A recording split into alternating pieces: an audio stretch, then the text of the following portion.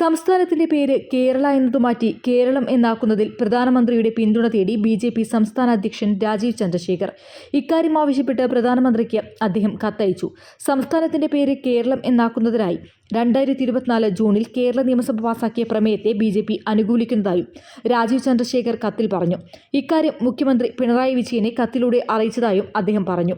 1000 വർഷത്തെ പൈതൃകവും പാരമ്പര്യവും സംസ്കാരവും ഉൾക്കൊള്ളുന്ന സംസ്ഥാനമാണ് കേരളം.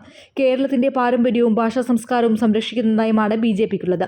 ഒരു വികസിത സുരക്ഷിത കേരളം നിർമ്മിക്കുന്നതിന് എല്ലാ രാഷ്ട്രീയ പാർട്ടികളും സന്നദ്ധരാകും എന്ന് താൻ കരുതുന്നതായും അദ്ദേഹം പറഞ്ഞു.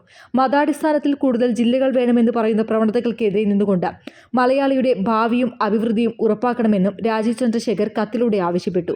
News desk media vision. എൻ്റെ ഫസ്റ്റ് ഡെലിവറി ഇവിടെ തന്നെയായിരുന്നു, നിസാർ ഹോസ്പിറ്റലിൽ തന്നെയായിരുന്നു.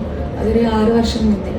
അപ്പോൾ അത് സാധാരണ ഒരു നോർമൽ ഡെലിവറി ആയിരുന്നു. പക്ഷെ അതിന് സാധാരണ പെയിൻ അത്ര സഹിക്കണ ആളല്ല. അപ്പോൾ അത് കാരണം ഭയങ്കര ബുദ്ധിമുട്ടായിരുന്നു എനിക്ക് ഫസ്റ്റ് ഡെലിവറി. സെക്കൻഡ് പ്രഗ്നൻ്റ് ആയപ്പോൾ ഞാൻ വിചാരിച്ചിരുന്ന എപ്പിഡ്യൂറൽ ഒരു നല്ലൊരു ചോയ്സ് ആയിരിക്കും. അപ്പോഴാണ് ഞാൻ അറിഞ്ഞത് നിസാർ ഹോസ്പിറ്റലിൽ എപ്പിഡ്യൂറലുള്ളൊരു കാര്യം. അപ്പോൾ പിന്നെ ഞാനും ഹസ്ബൻഡും കൂടി അങ്ങനെ തീരുമാനമെടുത്തു.